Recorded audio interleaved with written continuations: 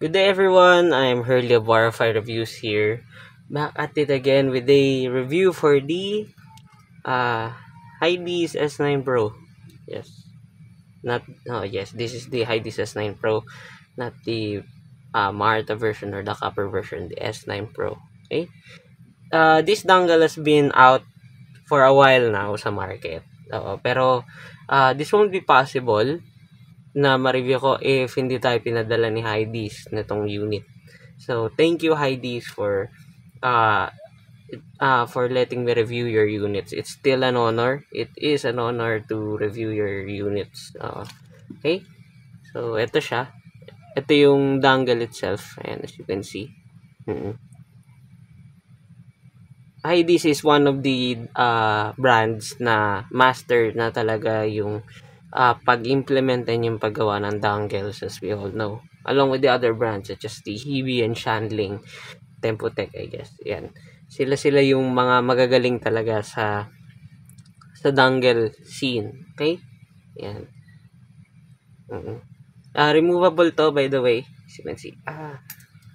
Removable na naka-type-C siya. However, ang weird dito is hindi gagana hindi gagana yung dongle with this cable with this cable specifically. If etong may logo, kung nakikita nyo, yung ilalagay nyo dito ito yung nakakonect dito sa dongle itself. For some weird reason, hindi ko alam kung bakit ganun yung ginawa nila, anong purpose nun. Kaya at first akala ko nung unang gamit ko, hala, defective yata yung unit na pinadala ng Hydees sa akin and that stuff. Tapos it turns out pala na anong tawag doon, yung cable mismo yung parang may problema kasi hindi siya interchangeable. Hindi itong may logong to, hindi mo siya pwede ilagay sa cable. Kailangan ito is nakadirekta dun sa source for some reason. Kasi the other cables na I have tested is fine and more than good enough para dito sa dongle na to. So, it is the cable's problem. Sa mga taong casual lang or average consumer, it would be a problem. It would be a mas lalo silang malilito. Ayan. They'll get confused kasi out of the box, uy, ba't hindi gumagana ganito ganyan? Have you tried restarting your source on and off? 'Di ba? Yeah, it can be a hassle to me. Hindi sa akin, sa mga gagamit na hindi familiar or hindi gaano well-rounded sa pagta-troubleshooting. Pero yun to me or sa ibang hobbyist, it is all right naman. Pwede naman ayun nga magpalit yan ng cable if you want. Or yun, ito yung direktang isaksak mo dun sa sa source. Okay. So, ayun lang naman yung na-encounter kong issue, even though hindi naman talaga siya issue but more of a technical flaw to me. Okay? So, unlike most dongles sa price na to, as far as I know, this is priced at 5,000 pesos, around 100 plus USD. But then, discounted na to kasi nga medyo matagal na to sa market din. And may nilabas na version na Marta version if I'm correct. So, mas mura na to, around nasa 3,000 pesos. And that is a really good price for this dongle. Worth it siya sa price na yan. Okay? So, unlike those dongles na nandun sa market, usually wala sila nakalagay na, okay, we'll just put the dongle and a cable itself. That's it. Hydees made a very good move to prolong this dongle in terms of yung overall na condition niya, yung quality. So they included a case, a plastic hard case para dito sa dongle for you to clip. Yes, for you to clip it sa shirt mo or sa, let's say, may placemat ka and ayaw mong matanggal or gumagalaw yung dongle mo whenever you use it. So there's a for that, there's a plastic clip case and a USB-C to USB-A na adapter. Okay, for computer or personal desktop laptops na walang USB-C. if I'm going to nitpick, Heidi's could have been more generous na maglagay din ng case for everybody. Oo, kasi syempre, you can't always bring this in your pocket na, oy, nakaganyan lang wherever you go. Kasi ang mangyayari nun, it's either magkakaroon ng breaking point dito kapag nakasaksak, or pag tanggal kabit naman, syempre magkakaroon din ng parang wear dito sa connection na to, or mababali siya, or magkaka-scratch to. More into that later, itong finish niya. Kaya yun, a case or hard case or a pouch would have been nice. Or if kung ininitpick ko, instead of putting a plastic hard case for this one, they could have done with a leather, alam mo yun, for the premium vibes. But well, it's a super nitpick. This is more than enough, but a pouch would be nice. Ayun yung parang pinaka TLDR version nun. Okay? Punta naman tayo sa build quality. This is the build quality of the Heidi's S9 Pro. As you can see, it is your usual glass sandwich minimalist dongle. Oo. Na, ayan. Ito yung kaya niyang max na file type. It's DSD512. Heidi's is known for that for a very long time now that they can do that. And the 32-bit files, PCM yan. Then, ayun, yung pangalan niya, S9 Pro Balance Stack and ayun. This is the part where the Heidi's shows its age. Kasi, this still sports, yes, it does sport a balanced setup, as you can see. But it is in 2.5mm female. Most audiophiles and hobbies that I know personally do not use 2.5 they do not use 2.5 ports anymore. They use 4.4 if they're going on a balanced setup. Okay, so this is quite obsolete in my opinion, but I do see some people siguro na may magbe-benefit dito if they have the usual 2.5. Kasi most people do not use the 2.5mm anymore because it is technically fragile. It is technically mas malleable compared sa usual na 3.5 and 4.4 male and female ports. Kaya yun. But if you have a 2.5 there, you can always use it with this dongle. Yan, kasi meron siya. Ito na lang yung one of the recent dongles na may 2.5 in my opinion. Na if we're talking about a balanced and unbalanced setup hindi yung tatluhan. Oo. Well, that is still a balanced and unbalanced setup, but tatlong ports. Ito, dalawa lang If we're talking about 2 ports lang na balance and SE, this is one of those few na naka 2.5 pa rin. Oh well. Ayan, as you can see. Still a glass sandwich, and ayun nga, it also equates to be a fingerprint and smudge magnet. Well, hindi lang kita dito because this is a silver dongle, props to that. So, any smudges or fingerprints, most of the time do not show with this finish. But if we're looking at the black, katulad nitong nasa box, definitely it will show fingerprints or smudges talaga. Yan. It is your usual box ng Heidi's. Okay? So, punta naman tayo sa connectivity. Bale, connectivity-wise, I had no problem with this dongle aside dun sa sinabi ko, dun sa cable na, technical flaw. Hindi mo na need ng any drivers or any app. You don't need those stuffs. You don't need those proprietary or extra applications just to make this sound in its optimal state.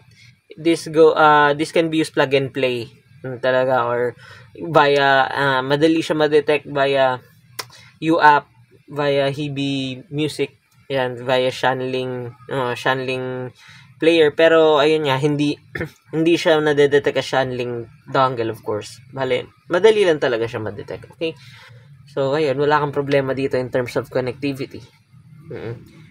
As for the downside nun, however, yung mga tao mahilig sa apps, yung mga tao mahilig sa filters, EQs, and presets, probably they'll find this dongle lacking kasi yun nga, they seek for those types of features while ito is plug and play lang talaga, as is where is. Okay?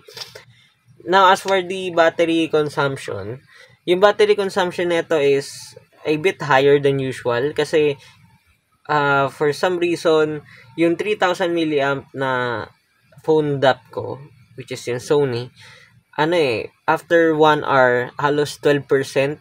Sa SE pa lang yun, sa SE. Halos 12% yung nabawas niya sa isang file na 16-bit. So, it is quite on the higher side, in my opinion. Oo, but it is understandable naman and well justified in the sense na this, unlike most dongles na naglalabas lang ng 80 milliwatts, 70 milliwatts on SE na low gain, this one is nag-output na agad siya ng 100 milliwatts. Okay? Nag-output na siya agad ng 100 milliwatts. So, most IEMs no headphones, not really. Hindi ko pa na-try din. But, ayun nga, most IEMs, most earbuds will not have a problem with this dongle. This is, more than enough for that. This is more than enough for that. Loud enough na siya. As you can see dito, ayan, I believe, yan sasabihin niya dito, ayan. Ayan yung output power niya. Sa 3.5 SE is 100 milliwatts, tas 200 milliwatts sa balance. And it really shows naman talaga. Oo. It really shows, lalo na kapag naka-laptop ka or naka-computer ka. Kasi, apparently, this doesn't have any physical buttons, volume controls, para pang-control mo. So, nagre-rely siya ng control dun sa phone or sa laptop or sa desktop na pagkukonekan mo. Dun siya nagre-rely ng volume. And it really shows kasi, yung mga fairly hard to drive kung mga IEMs, just like the Letsure DZ4, the QKZ HBB Hades. Sa ibang dongles is around na sa 25 siya, 'di ba? Or 30 out of 100 yung volume. Dito is around 20 lang, 23 at most. So it really shows na this is a powerful dongle for what it costs, in my opinion. Okay? As for the sound naman, move tayo sa sound. The sound is a neutral, definitely neutral, vibrant. Ayan, vivid. Yan yung tamang term. It is a neutral, vivid sounding set. Bakit yun nasabing vivid? This is a technical performance beast. Ayan, technical performance beast. I hate to, hyperbolate everything, but yun yung una kong napansin sa kanya. Walang gaano nag-stand out sa tonality side of things niya. Sure, it is neutral. Maybe may konting sparkle, may konting added clarity sa upper frequencies to make things extended and airy. Oo, pero ayun, ang nagsa-stand out talaga sa akin sa dongle na ito is yung technical performance niya. In technical performance niya, it is very spacious, very holographic, and very immersive. Which is nagulat ako because I transitioned and compared this dongle, this Hades, to the Kiwi Ears na, ayan, the Kiwi Ears Allegro na wala siyang additional boost, wala siyang additional enhancement sa technical performance. So, as is where is siya. Meanwhile, ito is meron siyang dagdag sa height at saka sa width ng soundstage. Even the layering and the separation is much cleaner on this set. So, to me, hindi ko siya matatawag na parang uncolored. Not at all. Hindi siya kasing uncolored ng space. Pero hindi rin naman siya too colored na parang, okay, this sounds artificial and all of those kinds of jargons. Okay? This is still a fairly transparent dongle to me. Pero hindi siya kasing transparent ng ibang dongles sa price na to. Just like the Tanch Gym Space, this is a very transparent set. This is also a nearly transparent set, the Allegro. And ito, almost same level sila ng Due4X in terms of transparency. Hindi sila sobrang halata na parang nag-add sila ng color or nag-add sila ng enhancement sa overall setup mo. But it shows if and only if pinagkumpara mo sila sa isang transparent set. Okay? Doon lang naman siya parang it can be a hit or miss to some people. Sa akin, it is a hit kasi isipin mo yung yung mga sabihin natin marami kang cheaper IEMs or budget IEMs na parang nakukulangan ka and you need that refinement, you need that additional clarity. Pag nilagay mo dito or pinair mo with this S9 Pro, kahit papaano nagkakaroon ng slight enhancement over dun sa previous experience mo. So this is still a good thing. Okay? So pasadaan na lang natin yung comparison kasi nasabi ko naman na din yung mga hints. Okay? When compared itong dalawa, itong S9 Pro and the Space, mas transparent and mas dead flat itong Space compared dito sa S9 Pro. Okay? In terms of yung heat dissipation nila, this is slightly mas umiinit agad compared dito. But yung temperature nila, when I use the hot touch technique or yung, syempre, pag hinawakan ko yung dongle, they're nearly the same. Oo. Ayun. Tapos, ayun, yung pinagkaiba nila, this one has a 4.4, well, this one has a 2.5. Ayun. As their balance ports. Okay. Tapos itong Space, meron siyang tactile na independent volume control. Meanwhile, ito wala talaga. Nakarely lang siya sa phone mo or sa laptop or sa desktop. Okay? Tapos, ayun. Okay, tapos move tayo dito sa Allegro. Allegro versus ito, ayun, nasabi ko na din kanina yung parang yung difference nila. This one, the Allegro does not have any advanced or enhancement sa technical performance, while this one has a bit. Okay? In terms of yung coloration nila, wala that much on both sets. Pero mas obvious yung coloration sa Allegro sa upper frequencies when compared. Pero in a nutshell, hindi mo rin naman mahalata talaga. Ayun. They're nearly competitive sa price, respective price nila. Yes, that is true. And, ayun, meron din pala tong tactile buttons, independent tactile buttons. And like, ito wala talaga. So, there's that. Okay? Mas magaan to, tong S9 Pro compared dito sa Allegro, and mas less chunky, as you can see. And lastly, compare natin siya sa U4X. Ito, magkaiba na yung magkaiba na lang yung sound enhancement nila. This adds a bit of depth and thickness and warmth sa overall sound. While this one does not do that except sa upper frequencies, pero super slight lang naman, and sa technical performance. Dun din sa technical performance sila nagkatalo because the S9 Pro has better technical performance na enhancement sa isasaksak mong IEMs or earbuds compared dito sa U4X. However, si U4X is mas enjoyable siya for most people in the sense na this is a warm sounding dongle. And mas thick, mas lush, mas musical, if you may. Yung tamang term for that. Okay. So, ayun. Kung papipiliin ako dito sa dalawa, since, ayun, medyo biased nga kasi ako sa, anong tawag doon? Medyo biased ako sa technical performance over everything.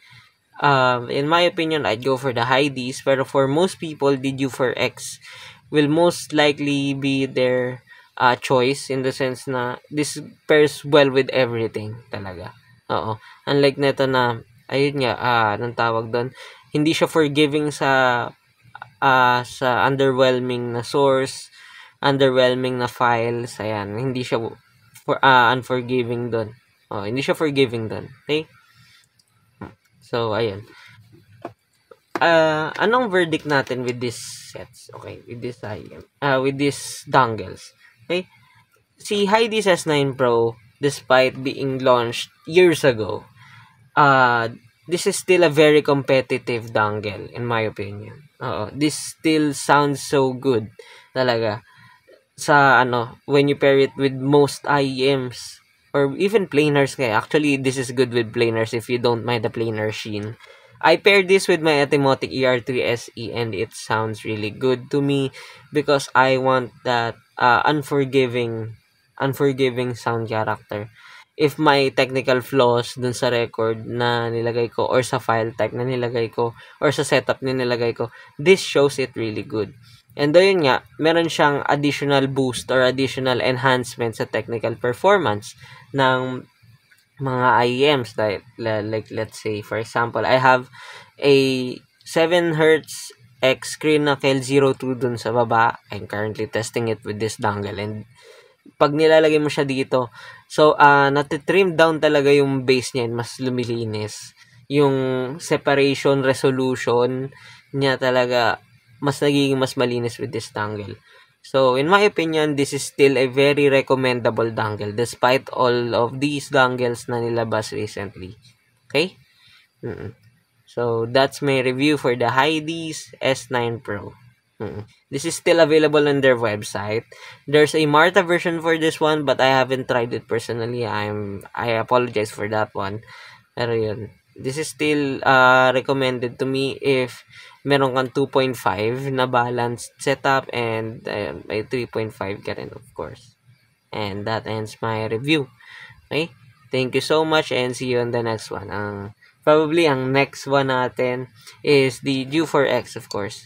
The U4X and the EA500LM, followed by probably the 7 Hz X Crinacle 02, and yung mystery earbud na nire-review ko na mas maganda pa sa Fail Iris Ancestor. Okay?